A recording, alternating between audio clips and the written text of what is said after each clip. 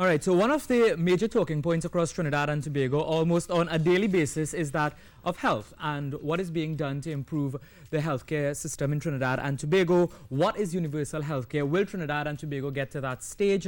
Are we there yet? These are some questions that people ask all the time. With me this morning, Dr. Miriam Richards, who is the Acting Chief Medical Officer. We are going to chat about those things that we mentioned and some of the plans that the Ministry of Health has for ensuring a healthy lifestyle for people in Trinidad and Tobago. Good morning and welcome. Good morning, Rishi and Carrie. So first of all, I want to get a clear understanding of the universal healthcare. What does that really entail? Universal healthcare or universal health coverage is a term that describes the provision of care to all persons and communities in a country.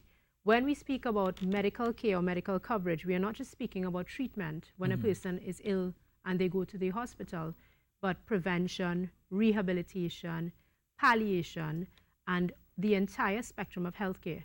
The key with universal care is the provision of this sort of holistic care in a manner that it does not cause any sort of catastrophic financial expenditure or put persons into financial hardship. And that is the goal of the government. It's actually tied to the United Nations Sustainable Development Goal 3, which aims that by 2030, all persons will have access to healthcare. Where is Trinidad and Tobago as it relates to that?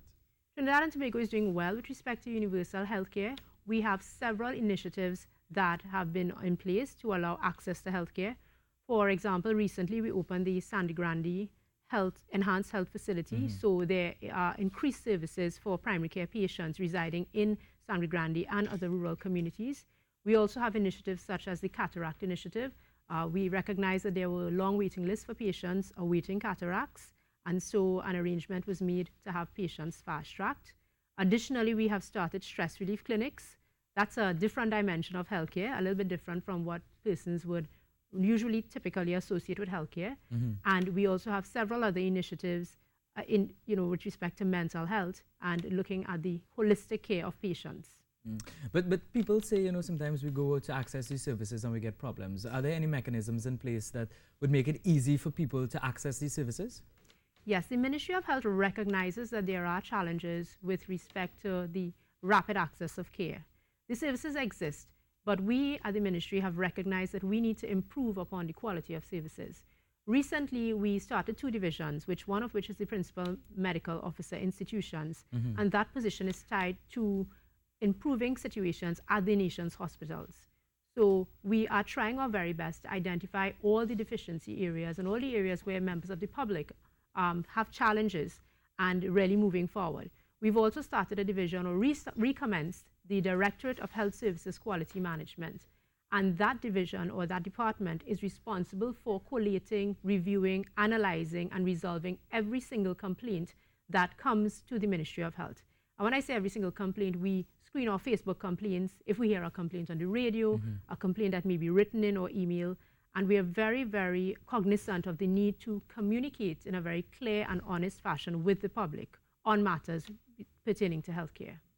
And have people been accessing these services? Yes. What does it turn out like? Yes, we have been in terms of the complaints or requests for assistance, because in some cases persons don't necessarily complain, but they may ask, I don't know how to go about this procedure. Can you assist me?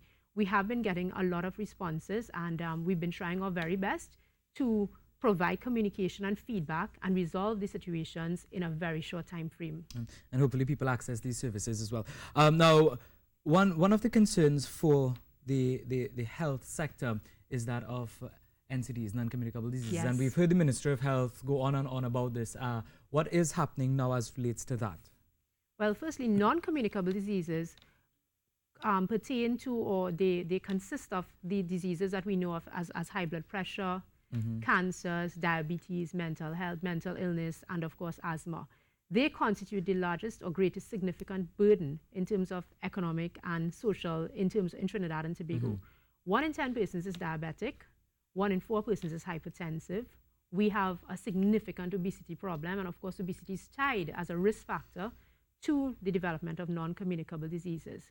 The Ministry of Health has recognized that NCDs is the major health challenge for our population and has taken a very aggressive stance in terms of decreasing the rates of illness, which is morbidity, and death, which is mortality for NCDs.